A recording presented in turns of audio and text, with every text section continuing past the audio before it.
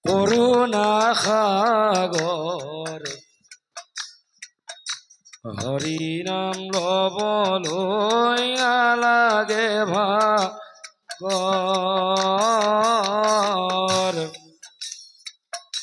হরি নাম লবলৈ নালাগে ভাগর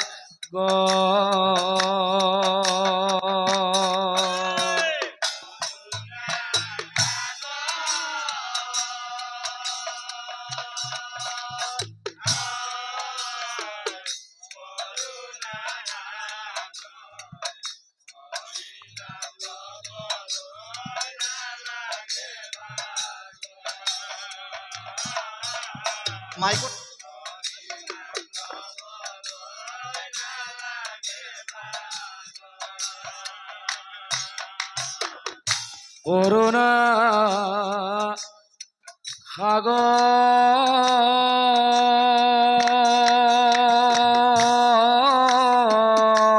সাগর করুণা সাগর হরি নাম লবলৈ নালাগে ভাগর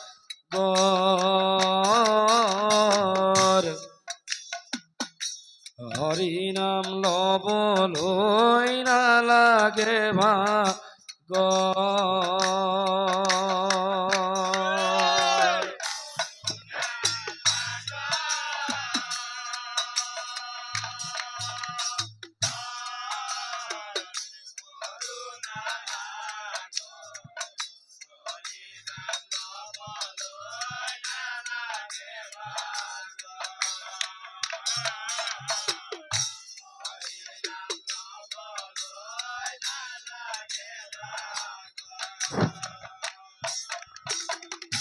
ও হরি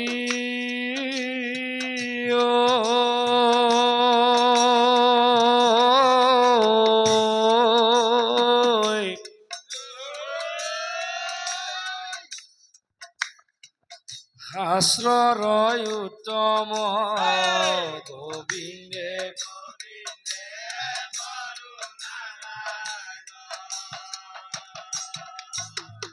ও হরি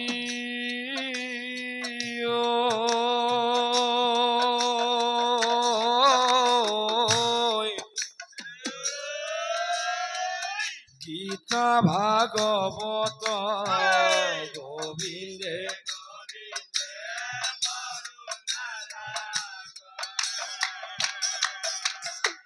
ধর্মর উত্তম নাম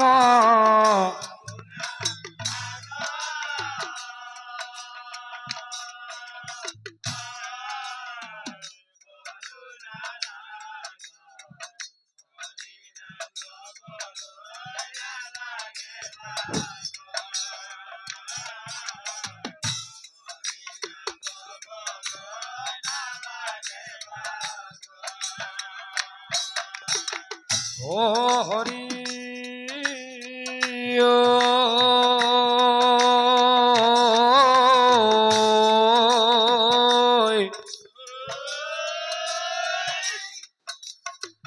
দেবর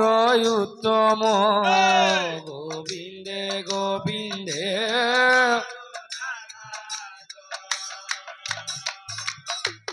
ও হরি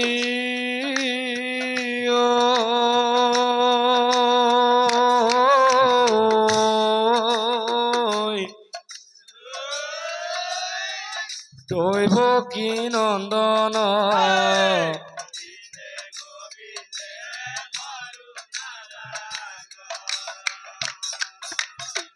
শরণে কর প্রণাম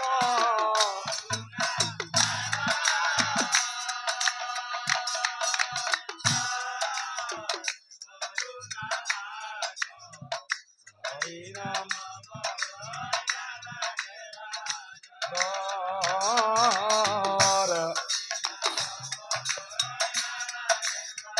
গৰ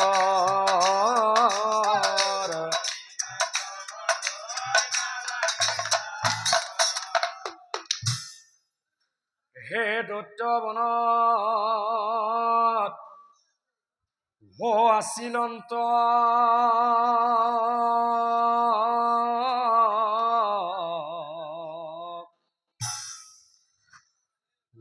ঋষিৰমা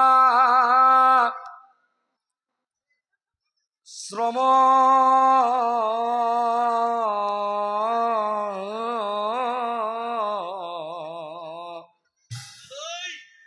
সেই মনত হে সুখে দুখে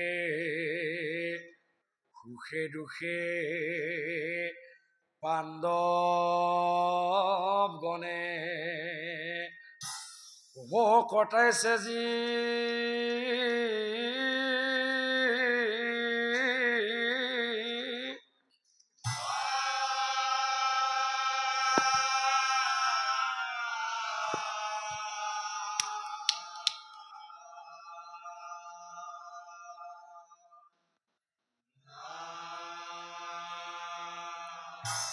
আৰু সেই আশ্ৰমৰ ঋষিমুনি সকলে এদিন একদিনা হে মিলি সবে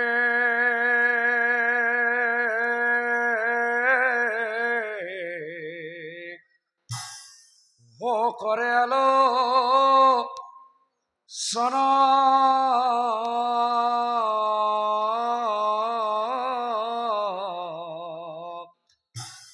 ও ভাইহঁত এই ৰাজ্যৰ মংগলৰ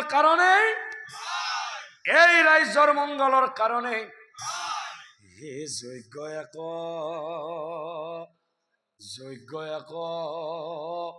কৰ বুলি স্থিৰ কৰে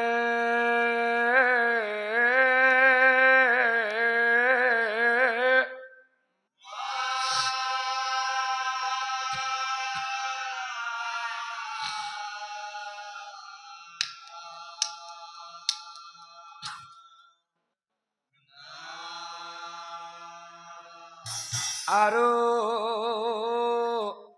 যজ্ঞৰ সম্ভাৰ যত লাগে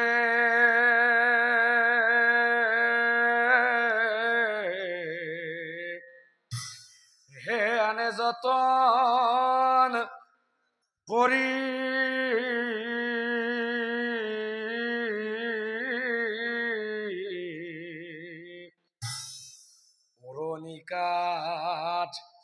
পুৰণি কাঠ আনে যায় বিচাৰিবি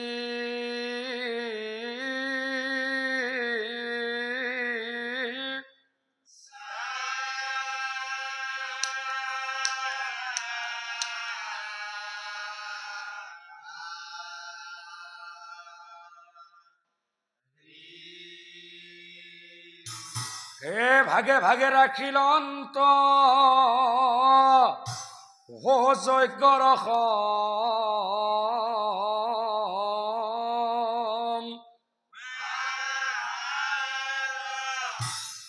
হেন সময়ত এক ঘটে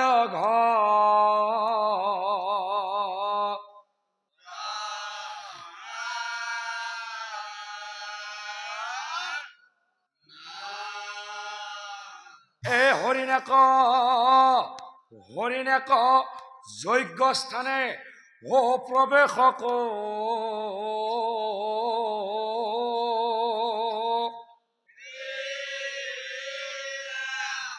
আৰু সেই হৰিণটোৱে সেই ধুনীয়াকৈ সজাই থোৱা যজ্ঞৰ বাবে আনি থোৱা পুৰণি কাঠবোৰ লৈ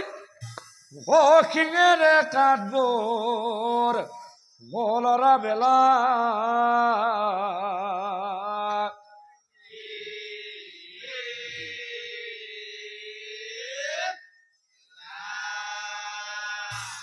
পুৰণি কাঠ হৰিণৰ শিঙত লাগি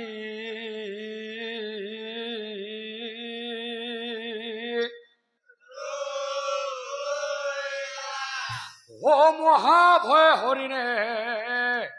মারেরি ঘল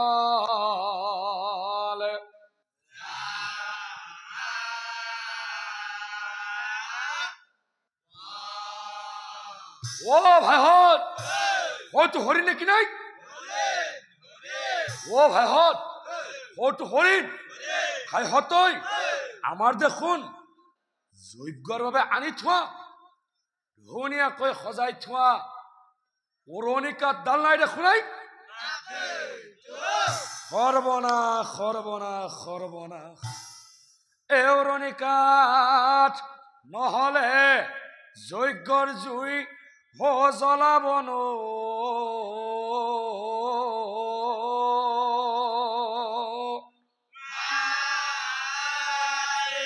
হায় হাতই ওই ধৰ ধৰ ধৰ ও ধৰ ধৰ বুলি খেদে টোকাঞ্জ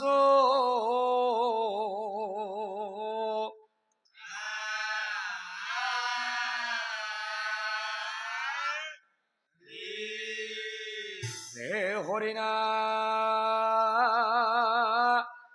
সোমাল গৈ অৰণ্যৰ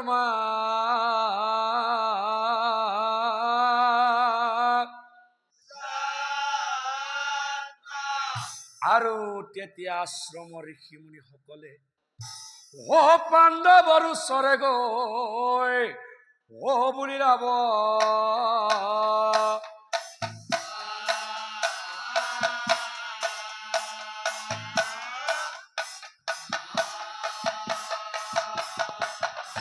ও পাণ্ডৱৰ ওচৰে গৈ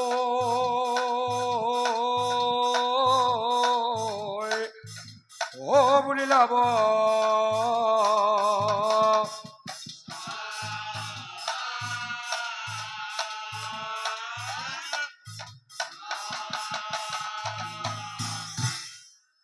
ও শুনা হে পাণ্ডৱগণ ও আমাৰ বচন যজ্ঞয়ে কয় আমি ও কৰ আয়োজন ওৰে ক হৰি নাহি কৰে সৰ্বনাশ পুৰণিকাত লৈ সোমাল অৰণ্যৰ মাজ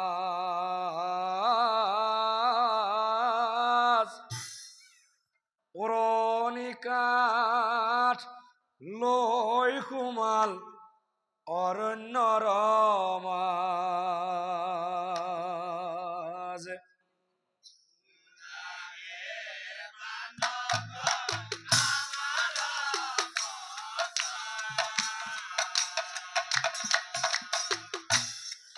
ও যজ্ঞয়ে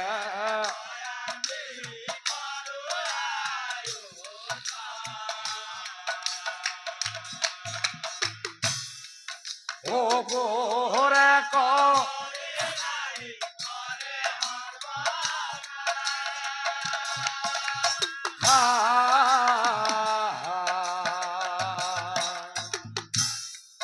ও রোহনিকার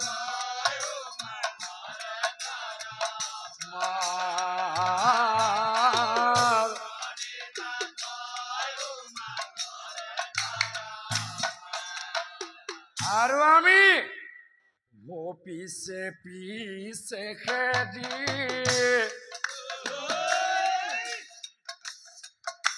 খালো হাবাথুরি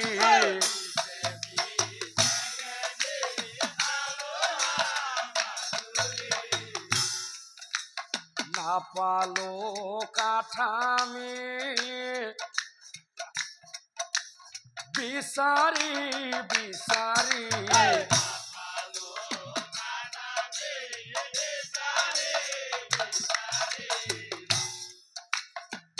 কাকুতি কৰিছো কাঠ আনি দিয়া যায় নহলে যজ্ঞ আমাৰ বিফলে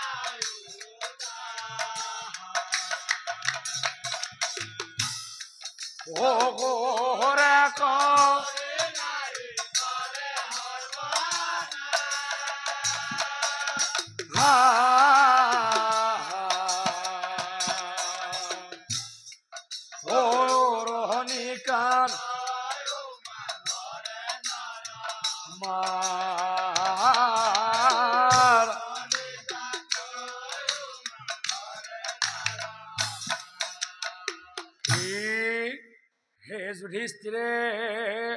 বোলে গুৰু ও চিন্তা নকৰ হাই হতৈ কাঠ আনি দিম আমি কাঠ আনি দিম আমি হয় সেই বুলি পঞ্চ ভাই এ হাতে ধনু লৈ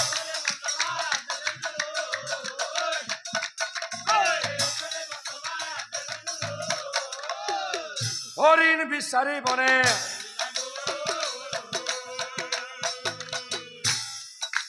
হৰিণ বিচাৰি বনে হে দাঁত হাবিৰ মাজে মাজে ও বিচাৰিয়া কিন্তু হৰিণা পাণ্ডৱে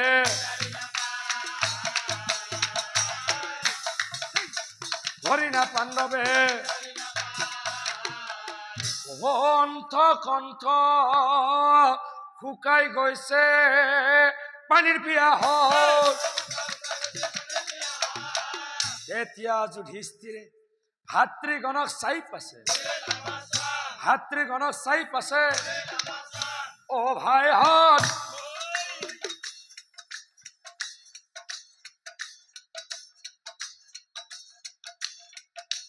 শুনাচোন কথা এটা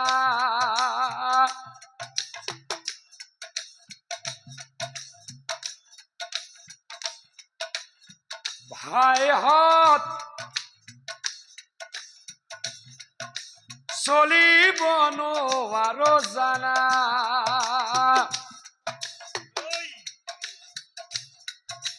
মৰি যাম মই ভাইহঁত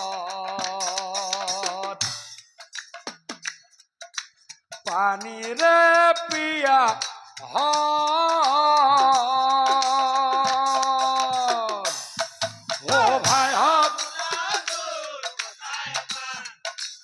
ভাইহঁত মৰি যাম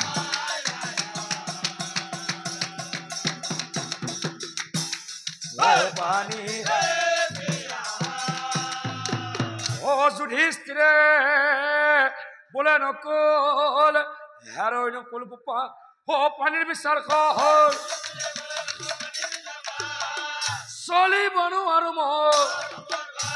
চলিব নোৱাৰো মই তেতিয়া নকলে মনে মনে ভাবিছিল এই দাঁত হাবিৰ মাজত মই কেনেকৈনো পানী বিচাৰি পাম উপায় একো আছে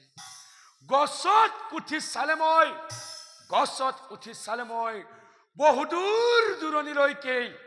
দেখা পাম সেয়েহে মই গছত উঠি চোৱাটোৱেই ভাল হ'ব হয় সেই বুলি নকলে গছতে উঠিলা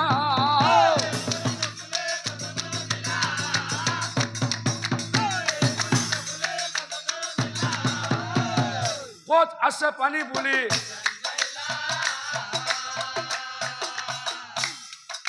ক'ত আছে পানী বুলি দাদা দেখিছো দেখিছো তেতিয়া যুধিষ্ঠিৰে কৈছিল ও নকুল কি দেখিছ দাদা সৌফালে বহু দূৰত দাদা ৰাজহাঁহৰে মোৰ বোধেৰে দাদা খাল বিল নিশ্চয় তাত খাল বিল নিশ্চয় তাত কি কৈছা নকুল বোপা এই নকুল বোপা নামি আহা নামি আহা নামি আহা নামি আহা নামি আহা তেনেহলে নকুল বোপা যোৱা শীঘ্ৰ কৰি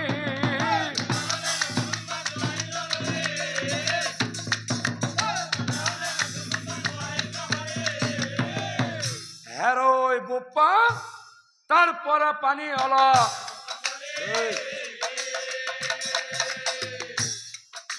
তাৰ পৰা পানী অলপ প্ৰণাম দাদা প্ৰণাম হৈ বুলি নকুলে ৰৈ নাথাক গৈ গৈ গৈ গৈ গৈ গৈ নকুলে সেই পানী কাউৰী বগা বগলী আৰু ৰাজহাঁহ থকা পুখুৰীৰ পাৰত গৈ পুখুৰীৰ পাৰত গৈ বাহ বাহ বাহ কি সুন্দৰ পানী নকুলে মনে মনে ভাবে হয় আগতে কিছু পানী খাই ল'ব তাৰ পিছত দাদাৰ বাবে হয় সেইবুলি নকুলে জলতে নামিলা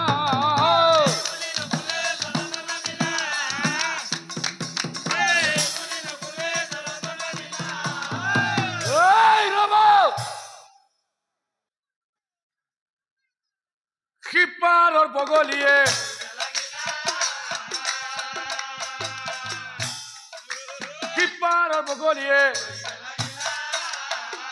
পানী নাখাব এইটো মোৰ পুখুৰী মোৰ পুখুৰীৰ পানী বাপু নাখাবা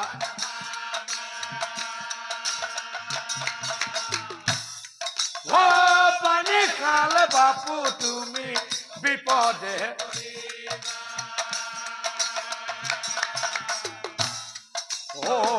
আগতে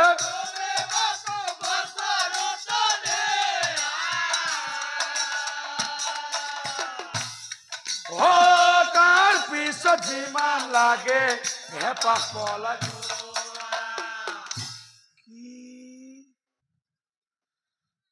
পানী খালেও প্ৰশ্নৰ উত্তৰ দিব লাগে মোক কোনে পানী খাবলৈ বাধা কৰি আছে সিপাৰত দেখিল অন্ত সামান্য বগলী বগলী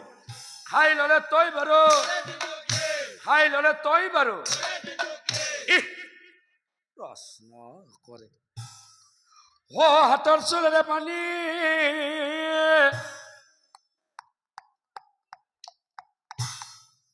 মুখত ঢালি দিলা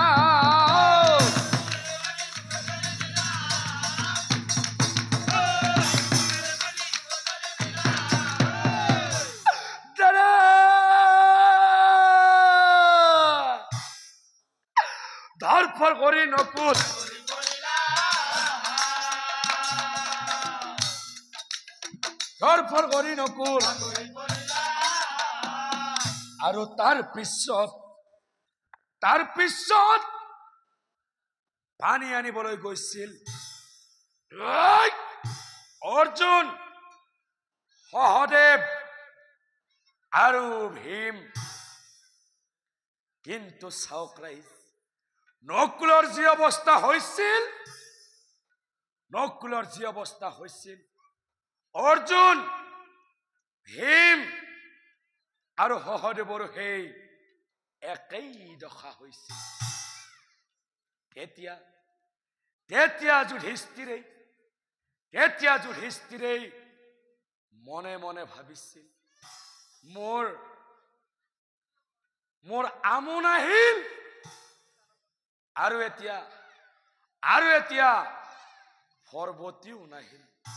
নাই, মই ইয়াতে এনেকৈ ৰৈ থাকিলে নহব। আমাৰ ইহঁতৰ পিছে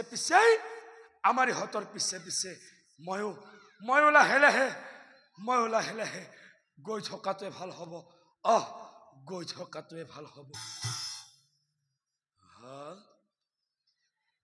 ইহঁত দেখোন ইয়াতে শুই আছে।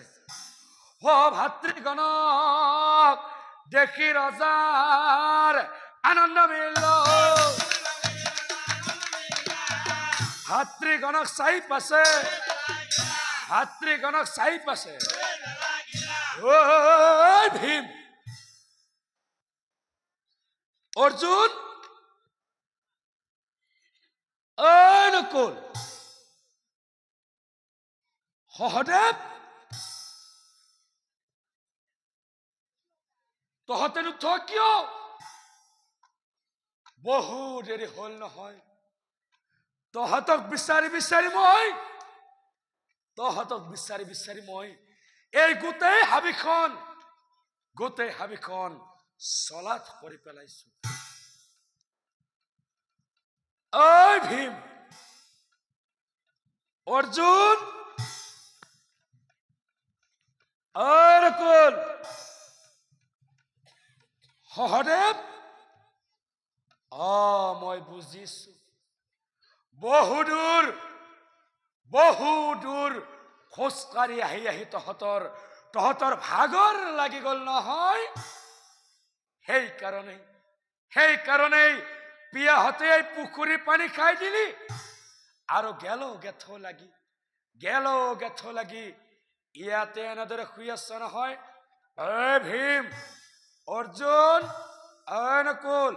সহদেৱ, আহি থাক। বহু দেৰি হল নহয়।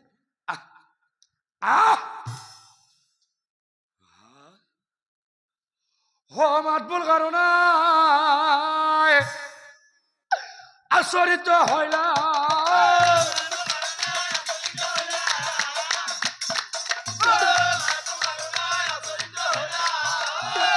ভাতৃ খাবতি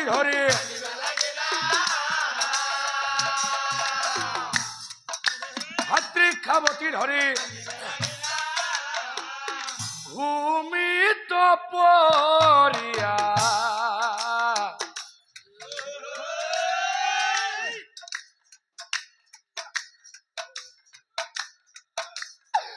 কান্দে যুধিষ্ঠিৰে।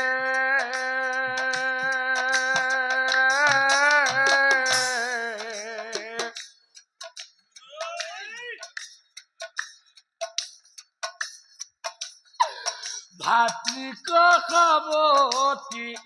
ধৰি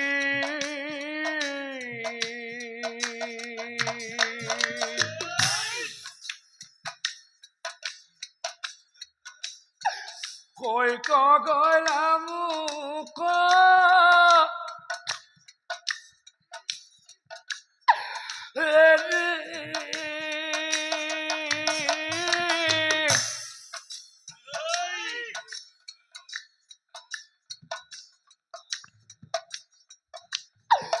ভাতৃৰ বিহনে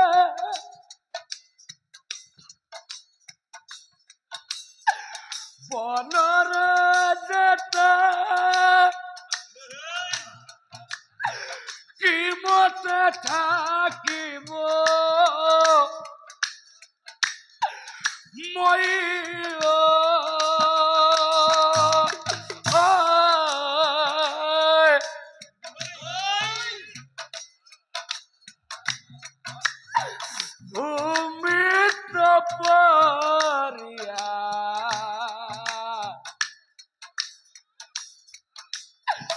কান্দে যুধিষ্ঠিৰে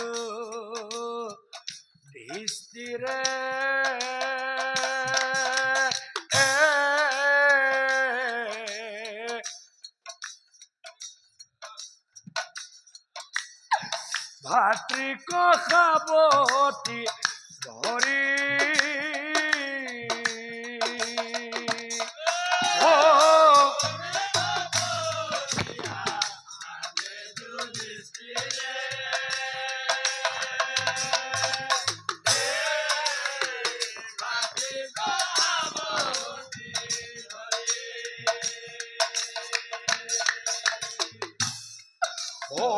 কৈ কগ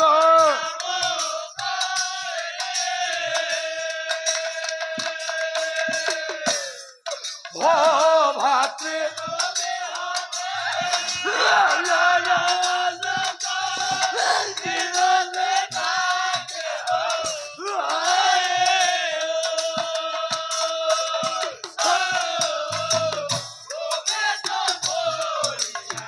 কান্দে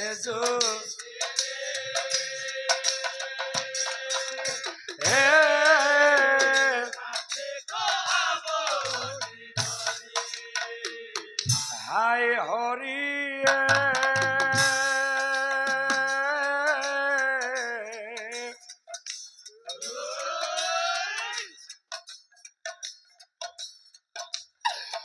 পাখাত হাৰিল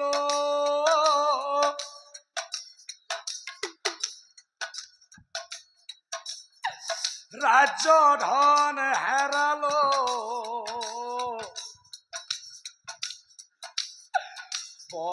বনবাসাতিল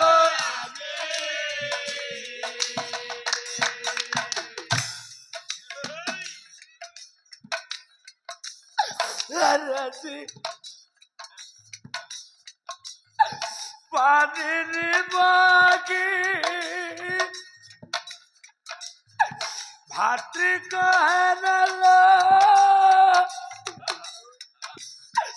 কি মত থাকিব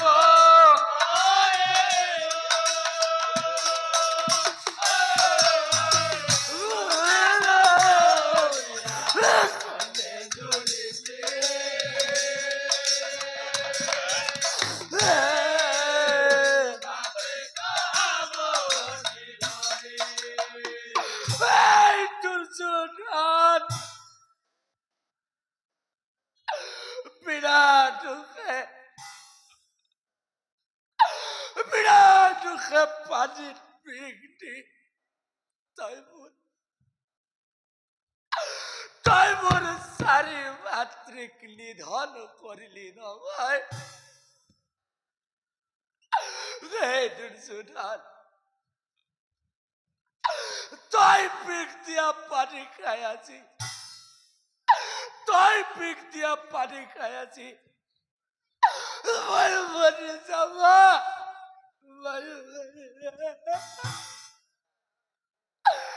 হয় বলে যুধিষ্ঠির জলতনা মিলা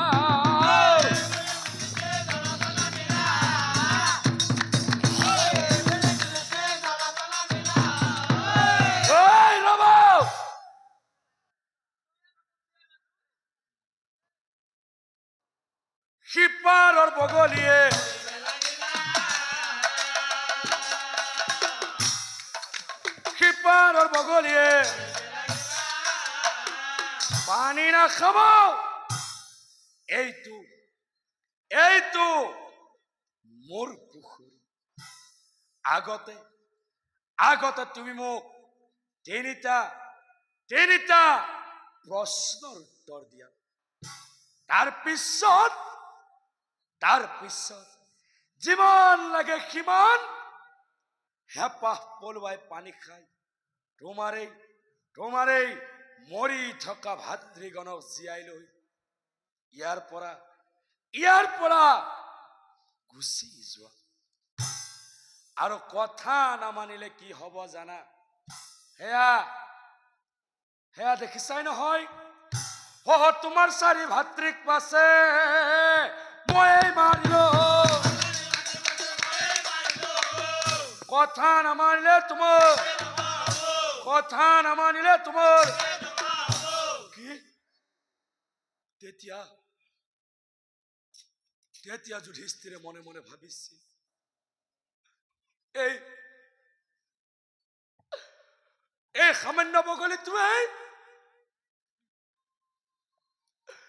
সামান্য বগলীটোৱে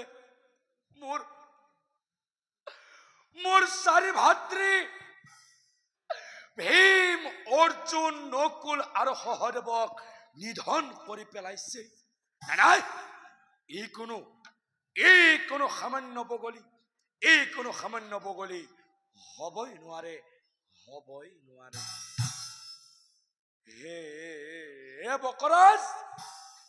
হে বকৰাজ তোমাৰ সত্য পৰিচয় দিয়া কোন তুমি কোৱা বকৰাজ কোন তুমি তেতিয়া সেই গছৰ ডালৰ পৰাই সেই বগলীটোৱে মাটিলৈ জাপ মাৰি যুধিষ্ঠিৰক চাই কৈছিল যুধিষ্ঠিৰ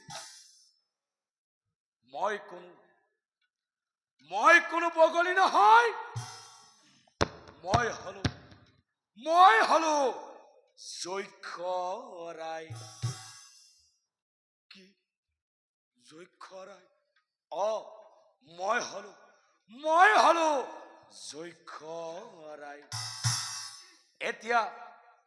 এতিয়া তুমি মোক তিনিটা প্ৰশ্নৰ উত্তৰ দিয়া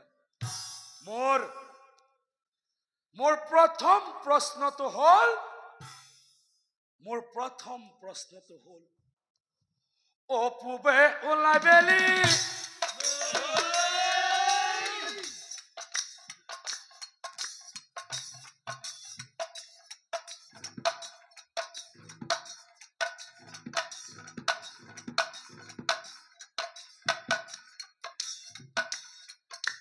পশ্চিমে মাৰ যায়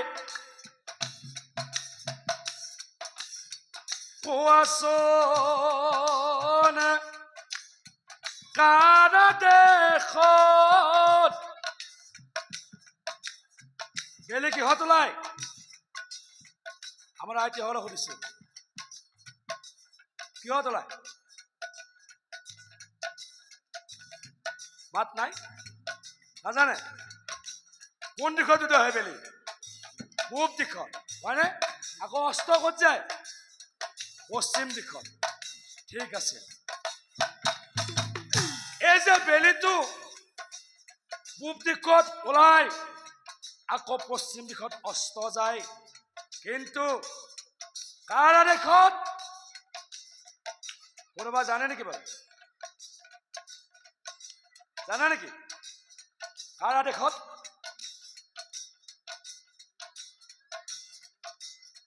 নাজানে ঠিক আছে কোৱাচোন কাৰ দেশত যুধিষ্ঠিৰাই যুধিষ্ঠিৰ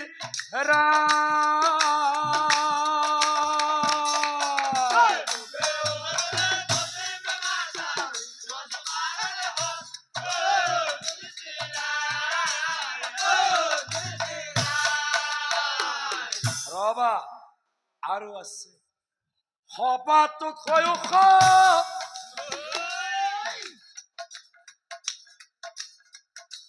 আকাশখনি হয়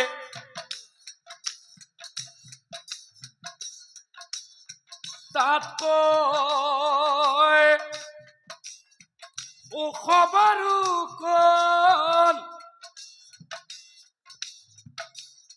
আকাশতকৈ ওখ কোন জানে নেকি বাৰু আকাশতকৈ ওখ এই পৃথিৱীত আমি চকুৰে দেখি থকা বস্তুবিলাকৰ ভিতৰত আটাইতকৈ ওখ বস্তুটো কি কি এই পৃথিৱীত আমি চকুৰে দেখি থকা বস্তুবিলাকৰ ভিতৰত আটাইতকৈ ওখ বস্তুটো কি মই মাত্ৰ কৈ গলো আকাশ আকাশতকৈ ওখ কোনোবা আছে নেকি বাৰু আমি দেখাত আছে নেকি তাতকৈ ওখ কোনোবা হ'ব পাৰে নেকি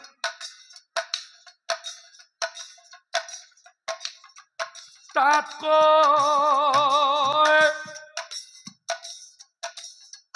ওখ বাৰু কোন অ যুধিষ্ঠিৰাই অ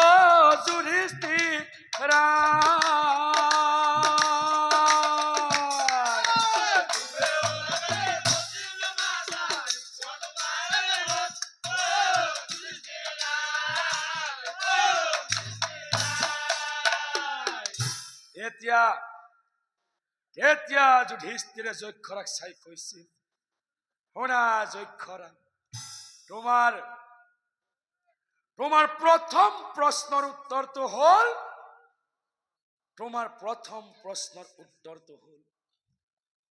অবেলি ওলাই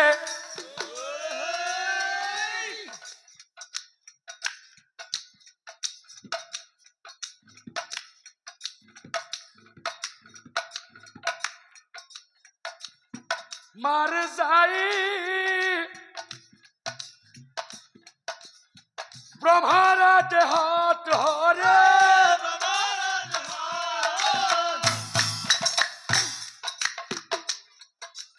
এই পৃথিৱীৰ সৃষ্টিকৰ্তা কোন ব্ৰহ্মা হয়নে যদি সৃষ্টিকৰ্তা ব্ৰহ্মা হয় তেনেহলে সেই সূৰ্যটোৱেও পৃথিৱীখনত পোহৰ দিব লগা হলে বা উদয় হ'ব লগা হলে সেই ব্ৰহ্মাদেৱৰ আদেশ লৈহে উদয় হ'ব লাগিব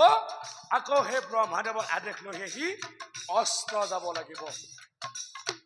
এইটো কোনে কৈছে আমি কোৱা নাই কোনে কৈছে শাস্ত্ৰই কৈছে বুজি পাইছে এতিয়া আহিছো দ্বিতীয়টোলৈ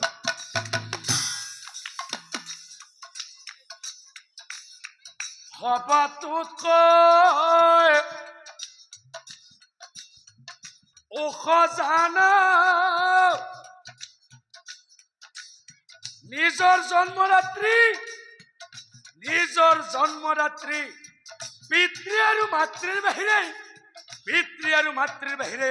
কোনো বস্তুই ওখ আৰু ডাঙৰ হ'ব নোৱাৰে নিজৰ পিতৃ হয় হৰে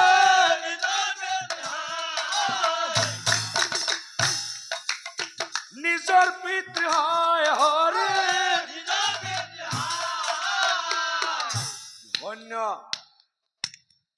ধন্য ৰজা যুধিষ্ঠিৰ তোমাৰ প্ৰথম প্ৰশ্নৰ উত্তৰটো শুনি মই সঁচাকৈ ধন্য হম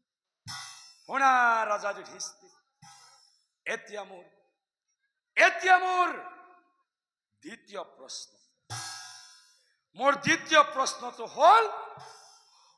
টোপনিত কাৰ চকু মোজা নাযায় টোপনিত কাৰ চকু মোজা নাযায় কাৰ স্পন্দন নাই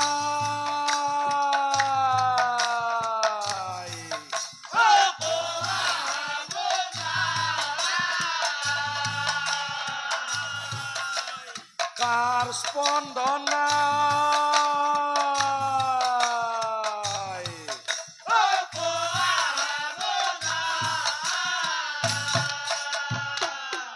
ৰবা আৰু আছে কোৱাচোন কাৰ বাৰু সি হৃদয় নাই কোৱাচোন কাৰ বাৰু সি হৃদয় নাই বেগ পালে কোনে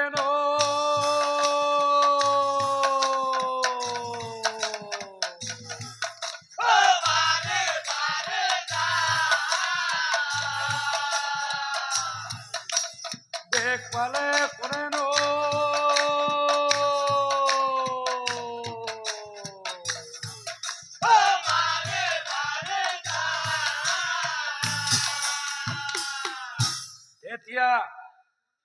তেতিয়া যুধিষ্ঠিৰে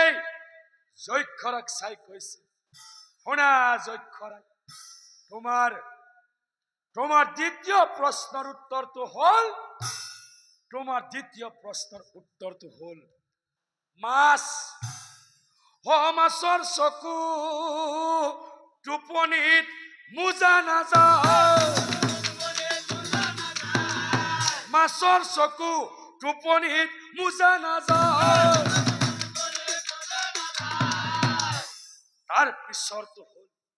তাৰ পিছৰটো হল কণীৰ স্পন্দন নাই,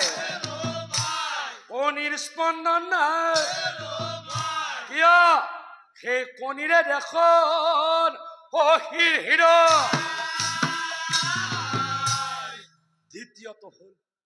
দ্বিতীয়টো হল নদী আৰু মন। হে নদী, বেগ পালে নদীবোৰ,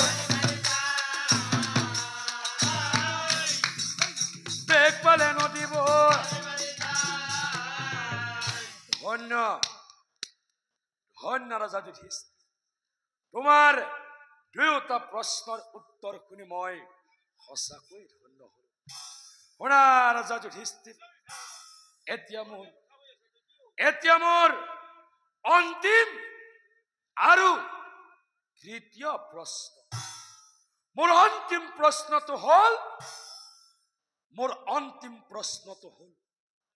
এই পৃথিৱীৰ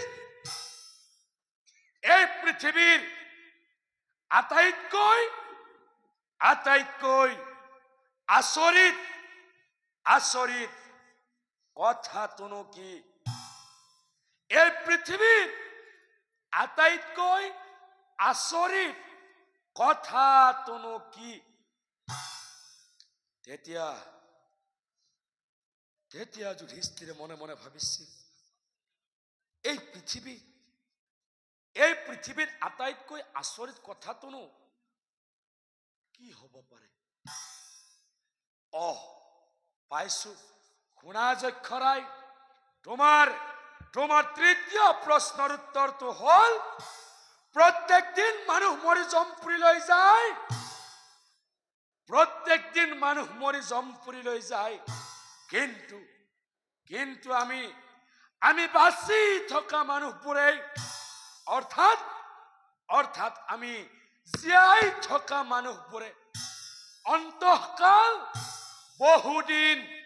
জীয়াই থকাৰ আশা কৰো। কিছুমানে শয্যাত পৰি আজি যাও কালি যাও হৈ থাকে। তথাপিতো তেওঁ কিন্তু জীয়াই থকাৰ আশা কোনোদিনেই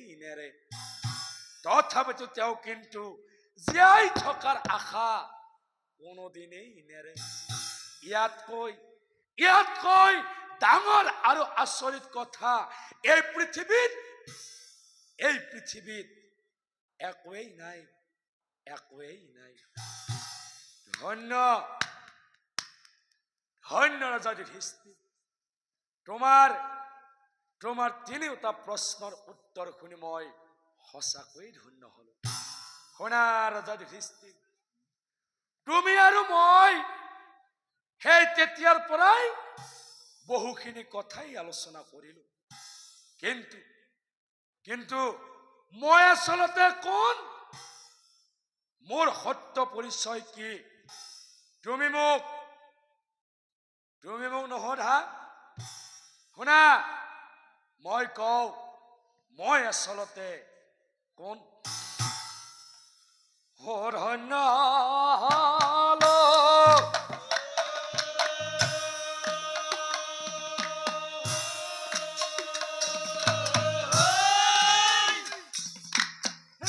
যুধিষ্ঠিৰ, মই তোমাৰ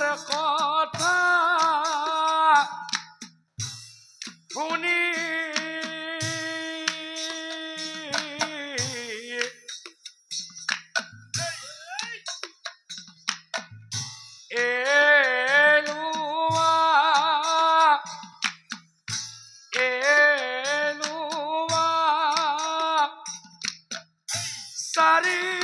ভাতি দিলু হুজি ইয়াই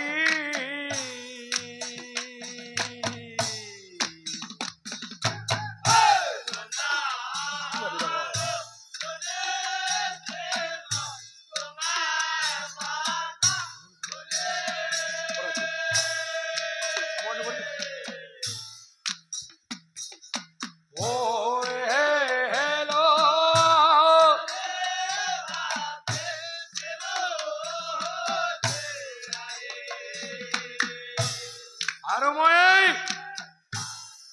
মই কোন জানা মই হলো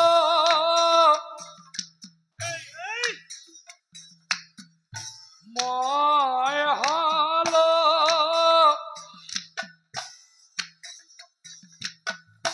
তোমাৰ পিতৃ সম ধৰ্ম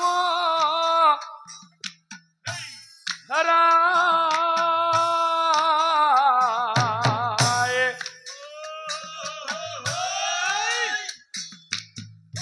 প্ৰশ্ন কৰি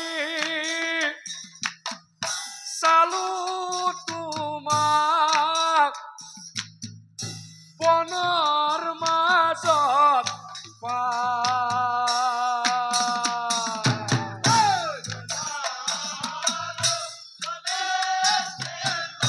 সামৰণি কৰিম অপৰাধ দিম সামৰণি কৰিম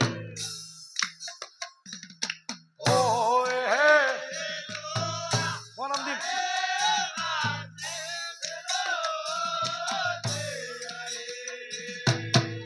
আৰু মই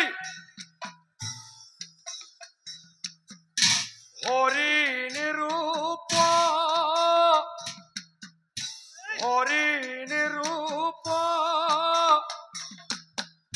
ধৰি মই গলো